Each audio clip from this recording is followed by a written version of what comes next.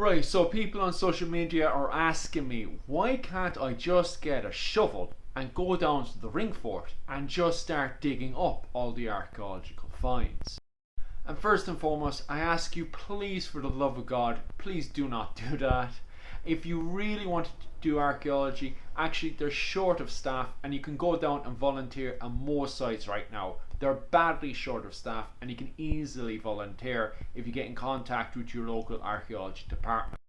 Now, if you go down and start digging nilly-willy at any ring fort, what you're going to do is destroy all the context of the archaeological find, okay? We can't time exactly where this find comes from, okay? So you can see here, over time the soil builds up and therefore we can date exactly where the object comes from. But if you dig willy-nilly, we can't tell where exactly in the soil that object comes from. So you're destroying the context around the object even before you start. Then, when you do find the object, you have to remember this has been in the ground for over 1,000 years, from 550 AD all the way up to the 13th century.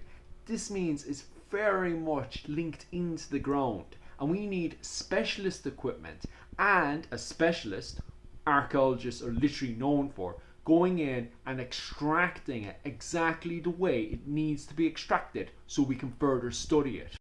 And then, when we do have the object, who are you to be able to tell what the object is? You might get lucky, however, an archaeologist is literally qualified to tell you exactly what the object is and exactly what it is dated to.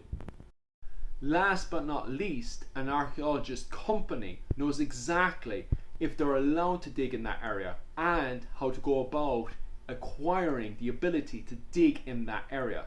If you're going around willy-nilly going into people's lands, you might cause all kinds of problems, especially if it's a cultural land. For example, this church here where there's bodies, people don't want you disrespecting the bodies. However, they know an archaeologist knows exactly what to do when going around the body because they have specialist equipment to handle and point out where the bodies are.